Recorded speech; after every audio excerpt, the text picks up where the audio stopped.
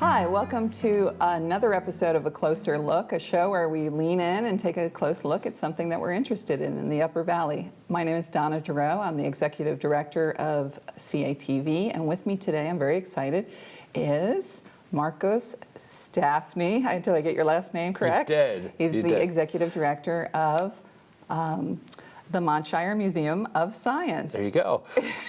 Wow, that was hard for me. Thank you for coming, Marcos. Thanks for having me here. You know, I was really excited. This year's very interesting at the museum. I see a lot of things going on. I also have been a little disappointed that I couldn't go to some of the adult events. So I thought I would scoop you up and get you in here and have you talk to us about what's going on in March, especially for the adults. There's an interesting Frankenstein focus. There is, yes. We are celebrating the 200th anniversary of the writing of Mary Shelley's Frankenstein, and we're doing that through a series of talks. We call them Montshire Talks, and it will be 4 Tuesdays in March where we celebrate the philosophy, the craft, the artistry, and the science and predictability of what the book has given to us in society. That's very interesting. So it's the 200th anniversary. So there's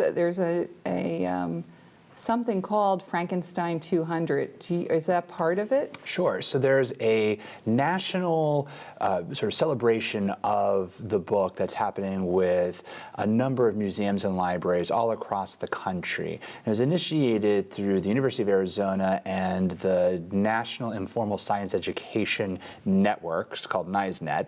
So they NISENet? NISENet. The National Informal Science Education Network. The science museums have a lot of networks. Yep. So this is a big national project where we're all taking a look at the themes that are found within the book Frankenstein to help really get visitors and participants and audiences of libraries and museums to think about the big social issues that the book brings up, things like creativity, responsible design, you name it, it's kind of in this Technology. book. Oh, yeah. I'm sure a lot of people know of the original Frankenstein book, but it definitely would be worth rereading it. This is a good opportunity to I think this is a really good point. I think, whenever I ask people, have you read the book Frankenstein before, you kind of get a half hand up, and some people read it in 9th grade. It's actually one of the most assigned books in universities throughout the country, and I think that's fascinating, but people quickly forget it because they remember the movie more. So yes. When people think about Frankenstein, the creature. Yeah, they think about the green guy with the, that we know from the old film in the 1930s, or the many reproductions that have been done since then. And what's been interesting for me, having read the book recently again, and then watching a number of the films, is that none of the films really are the book. There's a lot that's nothing like the book. Yeah. The castle and anyway. Or the lightning, electricity. Yeah, exactly.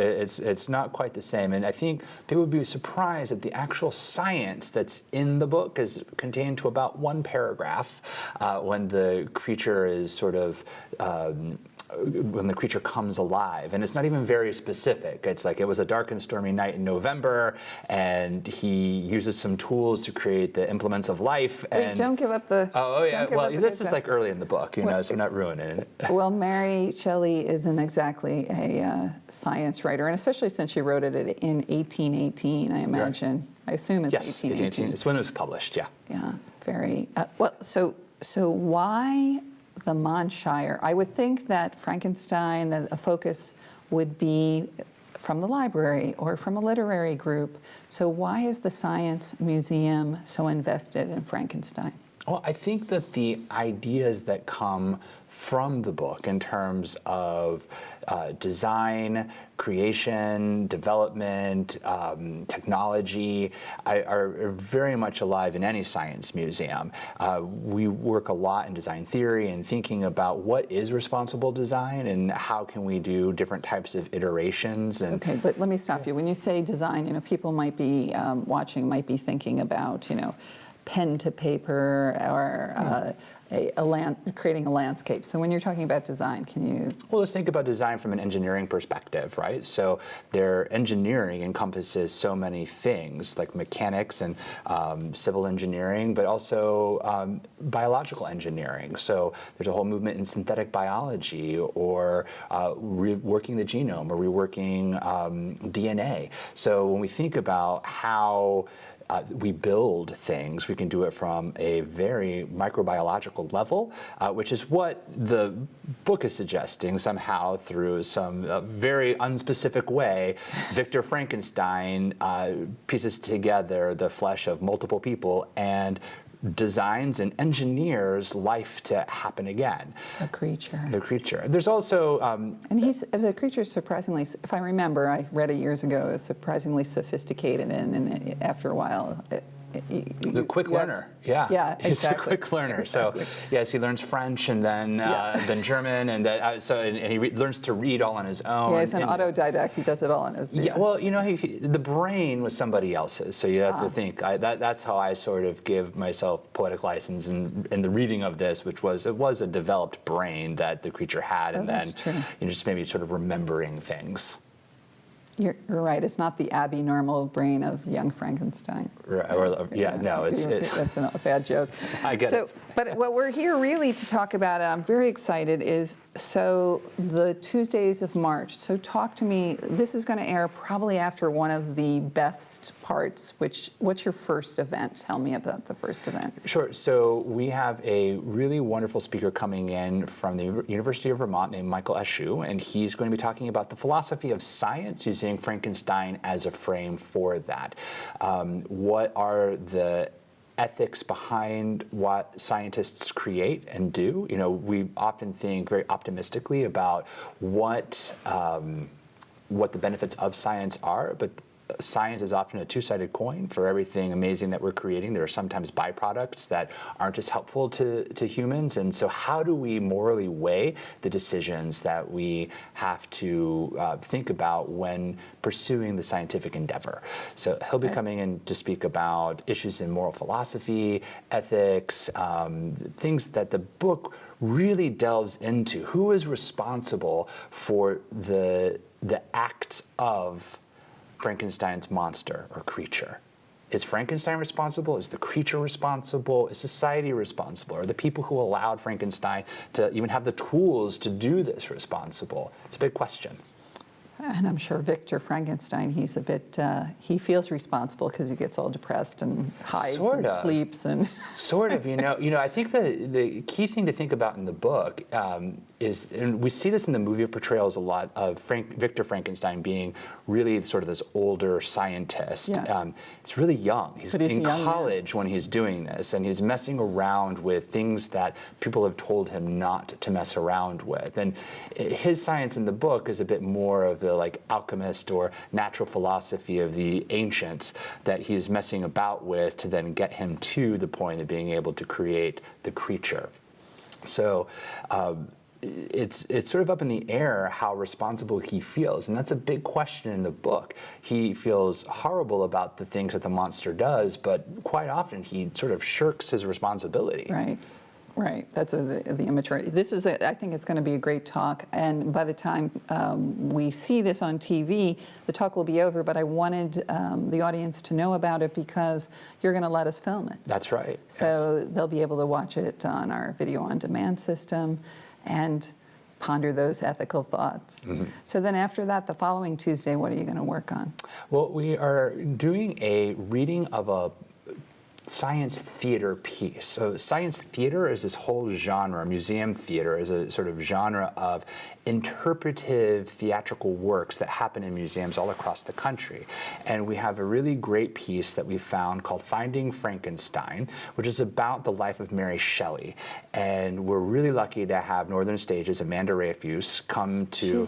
She's like the executive director? Associate director, right? Yes. Real talent. Absolutely. And she's going to do a dramatic reading. She's actually has a background in performing science theater from her background in Minneapolis, and so we're really excited to have her come and do this. This play was originally written for the Bakken Museum, which has a really cool Frankenstein's lab inside of it. And the play talks about the influences that Mary Shelley had in the writing of it. Mary Shelley was a complicated person and just really fascinating. She wrote the book when she was 18 years old, and she had lived. I didn't realize she was that young. Yeah, she lived really quite an extraordinary life even before she wrote the book, and then had a sort of really complicated life afterwards. I think, was it originally written for like a ghost stories competition? Something like that. Right, yes. CATV does a Halloween-a-thon, and it's always interesting to see the iterations that come out of it. You know, everybody's idea of what a thriller should be. Yeah, so the story goes, then Mary Shelley has told us or written this in some pieces about her writing of Frankenstein, is that she was with Byron Shelley and her sister Claire, and she and this group of people were sort of stuck in a castle, and it was raining all the time, and so they were really bored, and one night they found a book of ghost stories and they were reading them, and then they decided to compose their own, and she had gone to sleep and woke up with this idea in her mind and then retold that story and then wrote the book.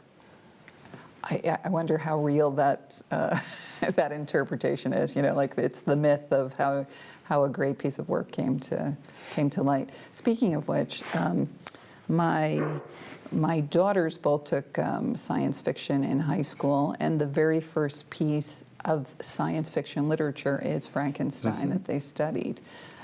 So that's quite extraordinary that that's considered sort of the birthplace of science fiction. Right, it is. It's an incredible work that I don't think people give enough credit for in thinking about how science and society mix. And this is the first real work that has a lot of thought towards the consequences of what happens with the scientific endeavor.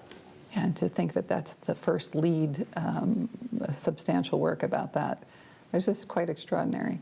So it's worth celebrating. So we have the reading of a very interesting play about her life, and then what happens next? So then the Montshire will take a field trip to Ronner Library, which is on the campus of Dartmouth College, and it's a rare books and special collections library. And Morgan Swan, who is a educator and outreach specialist there, has collected a number of books for us about sort of the history and source material for Frankenstein, as well as some issues that came, or not issues, but books and imagery that came out afterwards. They have a great copy that was published in the 1830s, which was the major publication, or the first major publication of the book. The piece. Right. The initial run in 1818 was a very small run, and most of those copies are in the hands of private collectors. The one from the 1830s is a bit more widely disseminated. It's the first copy that actually has a illustration inside of it. Ooh, so somebody did an interpretation of the creature. Right, right. Oh, yeah. That would be interesting. Yeah. So that's what they have over They do there? have that copy. Is it like a visiting, or is it something that they have all the time? No, it's in their collection. I've seen it, and because it's an educational library meant as a resource library, you can even touch it. They have a letter that's penned from Mary Shelley's hand, which is also really interesting to just hold that tactile moment of like being able to touch something that the writer of this piece wrote, but in her own penmanship, is really fascinating. Plus, they have the books that both Mary Shelley's parents wrote. So really? both of her parents were famous Lord authors. Byron? No. That's her. No, that's her. Yeah. her lover than husband. Oh my God, they had a complicated literary family. Yeah. Yeah. She, both of her parents were famous authors. In their own right, they were romantics, and so they were really interesting, progressive folks who were really just flying in the face of society at that time. So she had really just a phenomenal upbringing that, it makes sense. How could this person, Mary Shelley, at this young age, write this substantial work? Well, writing was in her family's past. That's what they did. Yeah. So how do you get to this library, this hidden library in Dartmouth with these amazing books. It's not so hidden, so it's just right on the green. Do you have to register? You do need to register because they can't have, because it's working with rare collections, we don't have the ability to have, hundreds of people come in at a time. So there's a registration that you can do on our website we have 2 different times, one in the afternoon and one in the evening that people can register for. And what we'll do is sort of a guided tour of these books and these works. And we're also going to film it for CATV, so we'll be able to have a closer look at a closer look. Yes, that. We will not have the ficuses. No. We will, and what is the plural of ficus? Ficus? Ficuses? Fici? I don't know. Fici. Yes. I'll figure it out later. Okay. Yes, between the ficus.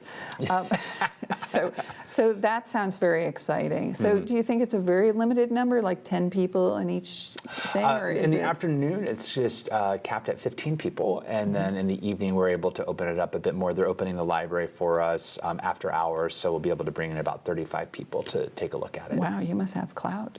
I think it's just a really interesting thing. I mean, it's really interesting. I think when people get excited about like a collection or an artifact, it helps to generate excitement about this really wonderful work that Dartmouth is working to preserve and to save. And I think that's the whole goal of having a special collections library is to be able to share in the excitement of what these pieces help to inspire into the future. And they do. So after that, we have at the Hopkins Center. Oh no, it's back at the Montshire. We're back at the. Oh, we're back at the Montshire. I'm sorry. Nick? No, you're right. You're right. No? Back at the Hopkins. Yes, I'm sorry. So we have a movie screening. That's right. I'm very excited about that since I'm a movie buff. Well, this is a great. first for us. This is a collaboration between Hop Film and the Montshire, and we were able to have them show the original 1930s screening of Frankenstein, the famous one with Boris Karloff. So it's a really cool version. Yeah, they just restored it. We're going to be showing it in the Low Auditorium, which is in the Black Family Arts Center. I believe so. It's where we do our Halloween-a-thon. It's a beautiful theater. It's worth just going and watching. Yeah. It's a good one. Yeah, so I'm excited. I haven't seen that movie since I was a child, so I'm excited to see this again and in a crisp production and print, which will be really exciting. I'll give a little introduction to what's going on in the world and why are we showing Frankenstein, but it's a nice way to bring in a classic film to our community and be able to get folks to get excited and really thinking about what really landmarks the image of Frankenstein in all of our minds. There is a really interesting film copy that almost anybody can watch on YouTube.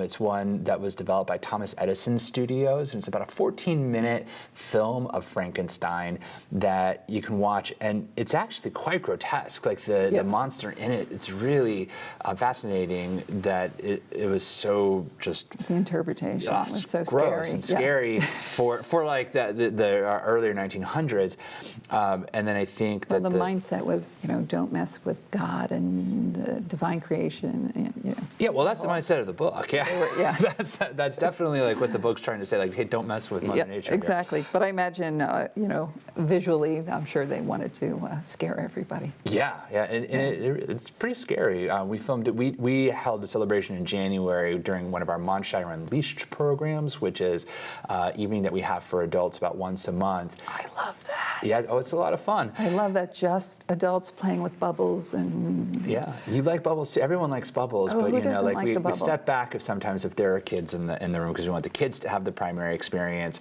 But about 6 Fridays throughout the year, we have Montshire Unleashed, and it gives adults the onus to be able to play and explore and discover things. And people have a great time. And we showed in January, we had that film on a loop so people could just watch it. The 14-minute one. Yeah. I just find that whole idea of Unleashed. I said, hey, to my husband, hey, do you want to go out and play at the Science Museum? And he sort of gave me a double take. And I said, it's adults only. And he was like, sure, let's go. Yeah, it's a fun idea. It is. It's a lot of fun. It's really all ages adults. So it's 21 and up, but there's no sort of sweet spot of like, it's only for 23-year-olds or it's only for 55-year-olds. We see a lot of folks in the Upper Valley Just come out. It's like a fun evening out. It's engaging. Yeah. It's very tactile. You get to touch things, and it's also a safe date. Like I like to say, we see a lot of people go on dates on this, and it's a date with a lot of people around you, and it gives you something to do. So if you've not, if you're looking for something sort of different to do, it's also a nice way that you can work on the puzzles and the Solve It exhibition, and just chat and get to know each other. So, so the last event is back at the Montshire, and it sounds very interesting. It's a talk. It is. It's with Professor Eugene Santos, who is a professor at the Thayer School of Engineering, and it's going to be about at Dartmouth College, right? And it's going to be about artificial intelligence and really trying to understand, again, the moral responsibility and obligations of what happens when you start creating things that can start thinking for themselves. I know, right? And that's so relevant when you think about what's in the news quite a bit. You just think about algorithms, and so you've got this entity that somebody created, like Facebook, and Facebook uses all these algorithms. Well, then they become responsible for all sorts of shenanigans that happen in the news, and who is responsible? Manipulating our little brains, right? And who's responsible for that when something that's AI can start listening in or talking or taking pictures or even thinking about self-driving cars. If a self-driving car hits someone, who is responsible? Right. So you're big just questions. passively in the car. Right. So. I hadn't thought through that. Right. That's interesting. Are you responsible? Is the person who designed the car responsible? Is the engineer? But we'll also be talking about artificial intelligence and the science of, exactly what is it? What do we think AI is? So that's an interesting conversation that we'll have with Gene Santos, and I'm really excited to have him at the Montshire. I'm very impressed that the Montshire is spearheading that. I was wondering, I knew it was the 200th anniversary, and I was wondering who was going to take up the staff and do something interesting. So. Yeah, it's a cool event, and I think it's the more you get into the book, the more you really look at the sort of science that it surrounds and the questions that it brings up, the more excited, at least I get about thinking about the future and about these bigger questions of responsibility. I think as a museum, we're constantly faced with that issue of what is the content that we have in our museum? What is the experience that we try to create? And we do feel very responsible for creating and crafting a unique and engaging experience where people can feel very safe to discover and explore new ideas. You're thoughtful about the process and trying to figure out a way to make it real and learn and have fun at the same time. Right, and the best part is that the book is good. I will say, if people have not approached the book in a while. Yeah, the beginning. I remember it was a slow read in the beginning. Well, it's just the way it's. Yeah, It starts on a ship, and you're like, wait, why am I in a ship? Yeah. There's a captain writing letters to his sister. Right, and he goes back. Right, he goes through his childhood. Yeah, but it's a fascinating exploration into loneliness and what we do to not be lonely. So the beginning starts with a captain who's just lonely and is searching and wanting a friend, and then Victor Frankenstein sort of washes up and they're in the Arctic exploring, which is a whole other sort of scientific exploration that's happening. And Victor washes up and becomes this guy's best friend. He becomes this. What is that, Walton? Walton, yes. Walton. It's coming back. Yeah. It's coming back. Yeah. And so they become friends, and there's this just deep platonic love that forms between them because a bit of loneliness is erased, but then Victor is very conflicted. And the story of Frankenstein is actually the story Victor tells Walton on the ship. And so these issues of loneliness and what we do to sort of circumvent that are really inherent throughout the book. So if you read it from this is like a slow read. You have to read it slowly and just sort of take it in. It's a little like Dostoevsky in a way.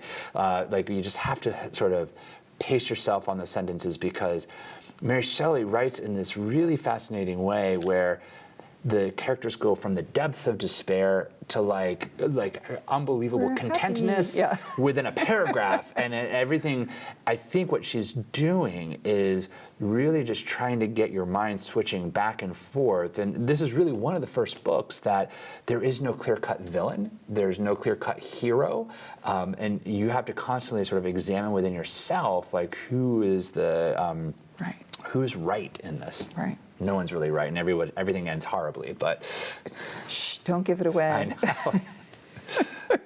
Okay, so it sounds like you're really busy, and that's just in March. That's just in March. Yeah. OMG. Can you give us a little inkling further? I'd like for you to come back on and talk to sure. us about summer things, but is there anything else, any new exhibit that we should be on the lookout for? Yeah, so we are creating our own brand new exhibit called Airworks, which is going to open mid-April. And Airworks is all about how air both surprises, delights, and works for us. And we have the ability to manipulate air in really unique and interesting ways. The museum has had a really long experience working with air as a natural phenomena to get people really engaged with hands-on science, ball floaters, lift. Ball floaters. Yeah, I mean, I think most people know that from the Montshire as a classic exhibit. We have little yellow balls, and it shows the Bernoulli principle. But we've really sort of like ripped this one wide open and have developed just the coolest new way to really think and explore and play with air, so that we can then learn the process of inquiry. We can then learn the scientific process and experiment. So I'm really excited about this new exhibition. It's got a fun, vibrant new feel. It's a 2,500 square foot exhibition, and so it's really big. Substantial. Has a unique tinkering area inside of it, so you can do like your own hands-on maker type activities that are surrounding air. They'll be at various scales. So throughout the summer, when we have more of an expanded staff of people who are working inside the museum, we'll have facilitated tinkering activities.